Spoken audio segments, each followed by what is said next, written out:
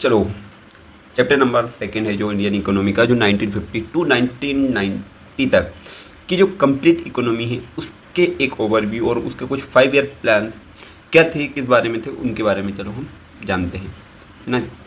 5 year plan बनाए थे agriculture, industry और ट्रेड पॉलिसी के बिहाफ पर।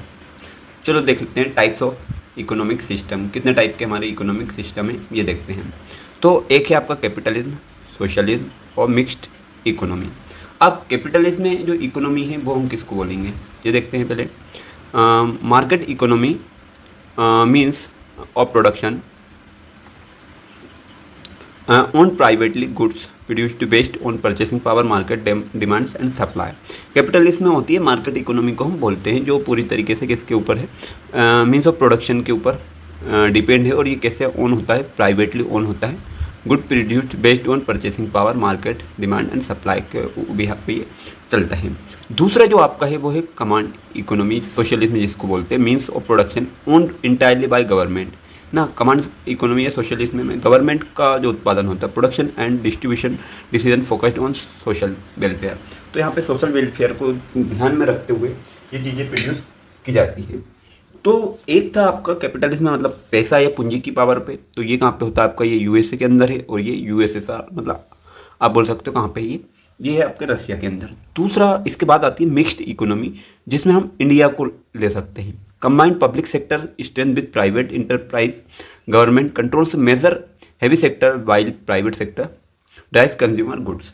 तो यहाँ पे प्राइवेट और गवर्नमेंट सेक्टर दोनों मिक्स होकर काम करती है, कहीं ना कहीं एक दूसरे के ऊपर इंटरडिपेंडेंट होकर जो वर्क करती है उसको हम मिक्स्ड इकोनॉमी बोलते हैं। भारत की जो इकोनॉमी है वो मिक्स्ड टाइप के, ना तो वो कैपिटलिज्म है ना वो सोशलिज्म है। सोशलिज्म का मतलब है गवर्नमेंट पूरी इकोनॉमी को रन करेगी, जैसे रशिया के अंदर होता है। कैपिटलिज्म मतलब गवर्नमेंट जो पूंजीवादी लोग हैं उनके बीच में इंटरफेयर नहीं कर सकते। आगे देखते हैं। हाँ, कोर गोल 5 ईयर प्लान। तो 4 कुछ क्या है कोर गोल है 5 ईयर प्लान्स के। क्या है आपका, पहला है growth, modernisation, self reliance, equity. ये आपके 4 गोल देखने को मिल जाते हैं। चलो ठीक है, हमें गोल देखने को मिल गए। अब तो ग्रोथ क्या है, increase in country capacity to produce goods and services measured by continuous increase in real GDP and structural expansion. देश की जो प्रोडक्शन है वो कैपेसिटी है, उसके द्वारा प्रोडक्ट जो है, सामान जो है, उनकी ग्रोथ होते जाना। गुड्स मीन्स होता है सामान, और सर्विस में मतलब होती है आपकी सेवाएं। ठीक है, ये जो लिखा है गुड्स, तो एक तो होता है आपका सामान और दूसरी होती है आपकी सेवाएं। ये दोनों चीज़ें हमें देखने को मिल जाती हैं। चलो आगे देखते हैं। मॉडर्नाइजेशन क्या है, adoption of new technology in production of progressive changes in social outlook, example gender equality and education. Modernisation का मतलब है आप नई नई तकनीकों का यूज़ करते हो किसी प्रोसेस, किसी काम को करने के लिए, उसको मॉडर्नाइजेशन बोलते हैं। जैसे आज के टाइम पे हम टेक्नोलॉजी का यूज़ करते हैं, मोबाइल फ़ोन वगैरह, कंप्यूटर्स, ये सारी चीज़ें, और हैवी मशीनरी वगैरह। सेल्फ रिलायंस होता है reducing economic dependence on foreign import, specially food grains, capital using domestic resource and capacity. Self reliance आप बोल सकते हो आत्मनिर्भर को भी। ठीक है, आप किसको बोल सकते हो, आत्मनिर्भर, इसको भी आप बोल सकते हो। तो सेल्फ रिलायंस का मतलब है खुद के ऊपर जिम्मेदारी रखना, खुद के ऊपर विश्वास रखना, खुद का काम करना, उसको आगे बढ़ाना। तो जिससे आप बाहर से सामान खरीदना बंद कर दो और अपने यहाँ पे खुद उत्पादन हम कर सकें। आगे आता है इक्विटी। इक्विटी क्या होता है, ensuring economic benefits reach all section of society, reducing wealth inequality and providing basic necessity to the poor. मतलब सोसाइटी के अंदर जितने भी टाइप के लोग रह रहे हैं उनके बीच में क्या आ जाए, समानता आ जाए ना। समानता लाने का काम ये करता है। इक्विटी का मतलब होता है कि जो गरीब लोग हैं, जो भी हैं, जो बैक सेक्शन के जो भी लोग, सारे सारे कहीं ना कहीं इक्वलिटी का अपॉर्चुनिटी उनको भी मिल सके, इस टाइप की। अब कुछ व्यक्ति हैं जिनके बारे में हम पढ़ने वाले हैं और देखने भी वाले हैं, क्या चीज़ें हैं, क्या अचीवमेंट है उनका। तो architect of Indian planning, Indian planning के जो आर्किटेक्टर थे उनके बारे में, तो कौन थे, प्रोफेसर पीसी मेहलोनोबिस 1893 टू 1972 तक, known architect of Indian planning, Bharat की जो प्लानिंग कमीशन है उसके आर्किटेक्ट या आप बोल सकते हैं एक तरीके से रचयिता था। तो देखो इंडियन इकोनॉमी हो या इकोनॉमी में प्लानिंग का जो पार्ट होता है वो काफ़ी ज़्यादा अहम रहता है। तो उसी तरीके से तो इन्होंने क्या करा है, formulated the statical framework behind the second 5 year plan 1956 to 61 focused on heavy industrialisation. इन्होंने जो काम करा है इंडस्ट्रियलाइजेशन के ऊपर वर्क करा है, उसको बढ़ाने के लिए 5 ईयर प्लान बनाना लिया। और कौन से स्टार्ट करा, सेकेंड वाले से, ये है ना second. Founded the Indian statistical institute in Kolkata and launch the journal Sankhya, है ना, जनरल सांख्य मतलब कुछ एडिटोरियल वगैरह है। और कहाँ पे है, ISI, ये कोलकाता के अंदर है। Introduced mathematical Mahalanobis distance and advance statistical sampling method to national development planning. इसके साथ कुछ नई मेथड भी उन्होंने क्या करा, इंट्रोड्यूस करी है। तो कहीं इंडस्ट्री को बढ़ाने में इनका योगदान काफ़ी अहम रहा है, जो इन्होंने इंट्रोड्यूस करा अपना 5 ईयर प्लान उसके साथ। अब बात करते हैं हम जो भारत की नींव रही एग्रीकल्चर और लैंड रिफॉर्म पॉलिसी, क्या क्या रही है और क्या चीज़ें इसका फ़ायदा है। एवोल्यूशन ऑफ इंटरमीडियरी और लैंड सीलिंग पॉलिसी, दोनों में कुछ ना कुछ तो फ़ायदा दिया होगा। अब क्या फ़ायदा था ये देखते हैं हम। पहला है aim to remove zamindar and jagirdar and establish direct contact between tillers and state. तो जमींदार जागीरदार से ज़मीन लेकर बाकी लोगों को आप क्या कर सकते हो, डायरेक्ट कॉन्टेक्ट करके उनको स्टेबलाइज कर सकते हो। इम्पैक्ट क्या हुआ, इसका इम्पैक्ट था brought nearly 2 lakh टीनेंट into direct contact with the government. तो 2 लाख जो टीनेंट थे, मजदूर थे, वो गवर्नमेंट के कॉन्टैक्ट में उस टाइम आए। Ownership rights gave tillers incentive to invest in land productive. जो टीनेंट थे, टीलर्स जो लोग थे, जो मतलब वर्कर मजदूर या जो भी क्या बोल सकते हैं मेहनती लोग जो भी थे, उनको कहीं ना कहीं क्या मिली, ओनरशिप मिलना स्टार्ट हो गया, उनको थोड़ा बहुत इंसेंटिव भी इसके साथ मिल रहा था। Floss, former landlord exploited legal loophole to retain vast tract of land। जो भी थे पुराने जो भी जमींदार वगैरह था, उन सबको निगलेक्ट करके नए जो जमींदार थे उनको इंट्रोड्यूस करा गया। Legislated maximum limit on the amount of agriculture land and individual family could on. Land ceiling policy में क्या करा, जो भी लेजिस्लेटेड थे मैक्सिमम लिमिट जो थी उसको इंट्रोड्यूस करा गया। किस पे, एग्रीकल्चर जो लैंड थी, जो खेती के लिए ज़मींदारी थी उस पर, और हर एक फैमिली के पास कहीं ना कहीं क्या खुद की ज़मीन हो, इस टाइप का कुछ ऑब्जेक्टिव इन्होंने रखा। ऑब्जेक्टिव था reduce concentration of land ownership in few hands and promote equity. तो कुछ हाथों में से जो ज़मींदारी थी उसको हटा के बाकी इक्विटी का सिस्टम इन्होंने लागू करा, सबके लिए बराबरी वाला। Implementation successfully in Kerala and West Bengal due to strong political commitment ना, यहाँ पे पॉलिटिकल पार्टी का थोड़ा कमिटमेंट ज़्यादा था, तो यहाँ पे काफ़ी अच्छे से ये वर्क हुआ है। चैलेंजेस क्या थे, big landlord delayed enforcement through litigation and transfer land to relatives.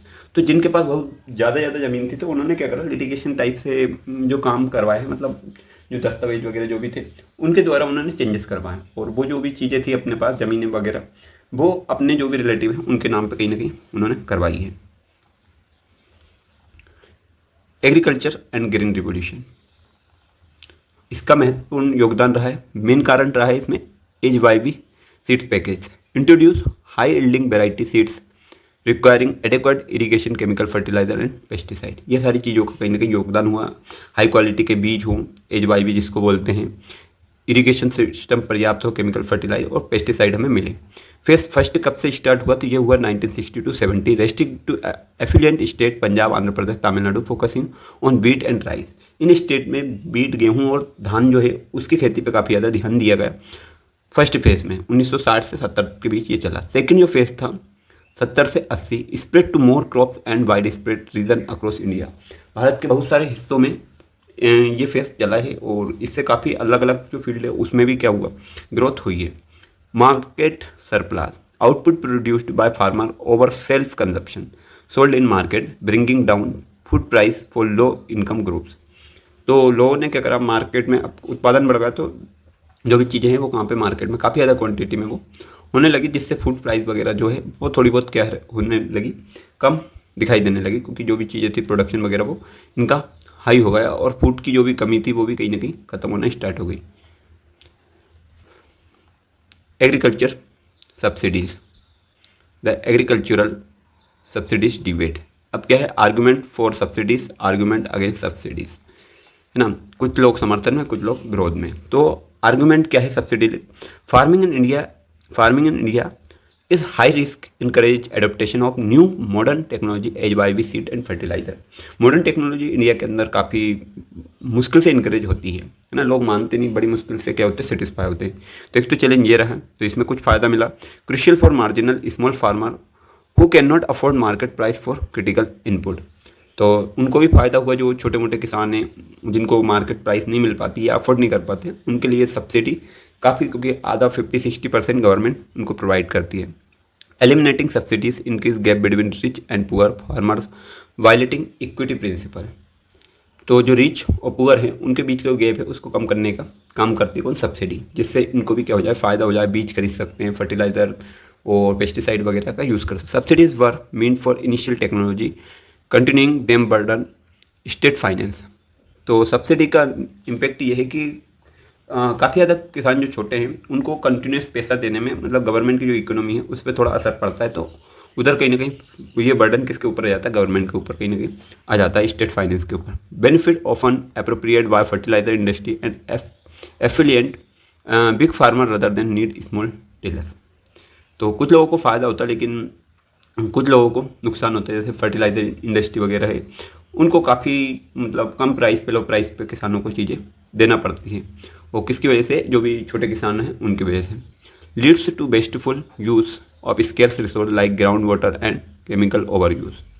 अब इसका एक और हार्मफुल जो चीज़ें दिख रही है, स्केर्स रिसोर्स की कमी होना धीरे धीरे, और ग्राउंड वाटर भी कहीं ना कहीं कम देखने को मिलता है, और केमिकल फर्टिलाइज़र का अधिकतम उपयोग करना। अगला आता है आपका IPR। किसको बोलते हैं हम IPR, 1956 इंडियन पॉलिसी को,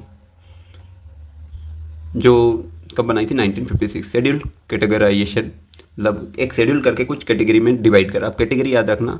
शेड्यूल ए, जिसमें 17 industry exclusively owned by the state के द्वारा जो इंडस्ट्री चल रही थी, जैसे आर्मामेंट की है, atomic energy, railway, heavy machinery वगैरह, ये सेक्शन फर्स्ट में 17 तरीके की रखी। शेड्यूल बी बनाया है जिसमें इंडस्ट्री जो रखी वो 12 थी। कौन कौन सी, ये स्टेट खुद चलाती थी, अपना खुद का वो रहता था, माइनिंग, एल्यूमिनियम और केमिकल के ऊपर। शेड्यूल 3 में जो बाकी बचे प्राइवेट सेक्टर हैं और जो अंडर स्ट्रिक्ट लाइसेंसिंग में है उनको रखा गया। तो 3 शेड्यूल में थे। परमिट लाइसेंस राज, जो क्या है, new firm needed government licence to open expand और diversity to permit regional equality. कुछ छोटे जो भी व्यापारी वगैरह हैं उन लोगों को भी थोड़ा बहुत प्रमोशन देने के लिए इस चीज़ का यूज़ कहीं ना कहीं करा है, और काफ़ी ज़्यादा हो सकता है फ़ायदेमंद भी उनके लिए रहा हो। अब IPR की बात हो गई है, अब है आपका स्मॉल स्केल इंडस्ट्री, SSI जो स्ट्रेटेजी है वो। एक है आपकी कार्ब कमेटी जो 1955 में बनी है, लेबर इंटेंसिव फोकस और प्रोटेक्शन एंड कंसेशन को। इन तीनों को भी देखते हैं। क्या है कि village and small scale industry committee highlighted using small industries to promote rural development and balanced employment growth. तो विलेज लेवल पे भी क्या है, कुछ कमेटी वगैरह बनाई है जो स्मॉल इंडस्ट्री जो भी है, छोटे छोटे रोजगार वगैरह है, उनको भी प्रमोट कर सके। तो ये किसने बनाई थी, कार्ब नाम के व्यक्ति ने बनाई, इसलिए कार्ब कमेटी बोलते हैं। दूसरा है SSI units are more labour per unit of capital compare to large firm generating vast employment opportunity across small town. छोटे शहर के अंदर ये मतलब काफ़ी मेहनती होती है, तो काफ़ी ज़्यादा लेबर इसमें लगता है, हार्डवर्क लगता है, और एम्प्लॉयमेंट अपॉर्चुनिटी जो है काफ़ी बढ़िया इसमें देखने को मिल जाती है। Certain products were reserved exclusively for small producer, granted concession like lower excise duty and banks loan lower interest rate. Concession या प्रोटेक्शन होता है मतलब आपकी सुरक्षा और आपको थोड़ी बहुत राहत देना, कंसेशन मिल जाना, छूट मिलना। तो कुछ प्रोडक्ट हैं जिसको जो रिजर्व रखे जाते हैं स्मॉल प्रोड्यूसर के लिए, जहाँ पे आपको कुछ ना कुछ थोड़ा बहुत फ़ायदा मिल सके। अब जो अगला है आपका वो क्या है, ट्रेड पॉलिसी। ठीक है, इंपोर्ट सब्सटीट्यूशन, ये क्या दिख रहा है हमें, ट्रेड पॉलिसी दिख रही है। बाहर से कोई सा सामान भारत के अंदर आ रहा है और अंदर का सामान बाहर जा रहा है, तो ये trade policy. Inward looking trade strategy, aim क्या है, replace import with domestic production to protect domestic industry from foreign competition. Foreign competition के कारण डोमेस्टिक जो भी इंडस्ट्री वगैरह है उसका प्रोडक्शन। तो अब यहाँ पे क्या क्या चीज़ें काम करती है, एक करता है टैरिफ। टैरिफ क्या है, high tax imposed on imported goods to make foreign product expensive for consumer.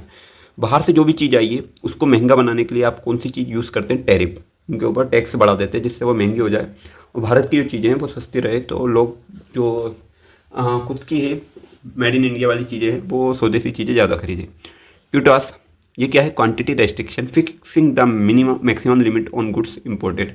बाहर से आने वाली चीज़ों की क्वांटिटी फिक्स रखी जाती है, जिससे क्या हो कि कुछ चीज़ें यहाँ पे आए, फिक्स क्वांटिटी में आए, जिससे टैक्स भी ज़्यादा वसूला जा सकता है। ज़्यादा एक्सपेंसिव होंगे, ज़्यादा अमीर लोग खरीद। Rational, developing nation can not compete with established foreign film immediately, है ना। जो डेवलपिंग नेशन है वो कोई सी भी चीज़ें आसानी से नहीं खरीद पाता। जैसे आपको पता होगा इंडिया भी डेवलपिंग नेशन में आ रहा था, तो भारत भी पहले हर चीज़ नहीं खरीद पा रहा था, है ना। अब इकोनॉमी बढ़ी है, लोगों की आय बढ़ी है, तो अब लोग धीरे धीरे, ये सरकार धीरे धीरे नई टेक्नोलॉजी की तरफ बढ़ रही है और जो चाह रहे हैं वो कहीं ना कहीं करने के लिए भी अग्रसर रहे हैं। अब है sectoral shares in GDP 1950 to 1990। अब इनके बीच में सेक्टरल जीडीपी में क्या चीज़ें रही है वो हम देखते हैं। एग्रीकल्चर का सेक्टर जो रहा है उसमें 1950 में 59% का देखने को मिला था, ग्रोथ देखने को मिल जाती है। कितना? 59%, ठीक है। और एग्रीकल्चर 1990 में ये रह जाता है आपका 34.9%, मतलब ये ग्रोथ रेट कम हो जाती है। इंडस्ट्री में 13% होता है, 1990 में 24.6%, मतलब इधर ग्रोथ हो जाती है। इधर सर्विस सेक्टर में 28%, लेकिन इधर देखोगे तो 40.5%, मतलब अभी अगर आप देखोगे तो और ज़्यादा बढ़ेगा। तो इंडस्ट्रियल सेक्टर में ग्रोथ जो हुई है वो 6% की हुई है, achieving food self sufficiency, but 64% labour force remain dependent agriculture due to low job industry service.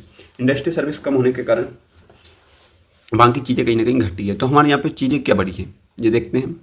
देखो ये वाला जो पोर्शन है ये घटा हुआ है, कितना घटा है आप निकाल सकते हो। जैसे 1 पॉइंट ये हो जाएगा आपका 4 और ये 24.1% ये कम हुआ है। ये बड़ा है आपका 6.11% बड़ा है। ये आप निकाल लो डिफरेंस, तो ये 5 और ये हो जाएगा आपका लगभग 12%। तो सबसे ज़्यादा ग्रोथ इसमें है। इसमें क्या है, डाउनफॉल आया है, ये दोनों बड़े हैं, ग्रोथ हुई है। अब कुछ क्वेश्चन हैं जिसके आप आंसर ढूंढ सकते हो अगर आपको लगता है तो। जैसे क्या है, why was mixed economy chosen और प्योर सोशलिज्म एंड कैपिटलिज्म 1950। क्यों चूज़ कर रखा है? क्योंकि इसमें क्या चीज़ें ऑप्शन मिलता है, India needed private enterprise incentive without abandoning state lead welfare and social equity. Bharat के अंदर सभी लोगों को क्या इक्वलिटी का जो अपॉर्चुनिटी मिलती है, उसलिए ये काफ़ी beneficial. Difference between land reform and green revolution में क्या डिफरेंस है? लैंड रिफॉर्म जो है उससे कुछ मिला है क्या? तो जो लैंड रिफॉर्म है उसने फोकस किस पे करा? इंस्टीट्यूशनल चेंजेस पर, है ना, ओनरशिप सीलिंग पर। वेयर द ग्रीन रिवोल्यूशन ने फोकस करा HYV सीड और इनपुट जो मिलते हैं साथ वो। What lead economic crisis and reform? कौन सी चीज़ है जो लीड करती है इसको? तो इसको लीड करती है आपकी क्या क्या हो सकती है? PSU, excessive licence, raj restriction, lag domestic competition and production necessity. ये इसके की पॉइंट थे। तो मतलब कुछ जनरल क्वेश्चन है जस्ट, और हमने जिनके बारे में पढ़ा है तो ये सोर्स कहीं ना कहीं हमने अलग अलग जगह से लिया है। तो आज के चैप्टर इतना ही है, और हो सकता है काफ़ी सारी चीज़ें हमने कवर करी और जो आपने देखने के लिए भी कुछ चीज़ें आपकी नहीं होगी। तो ठीक है, थैंक यू।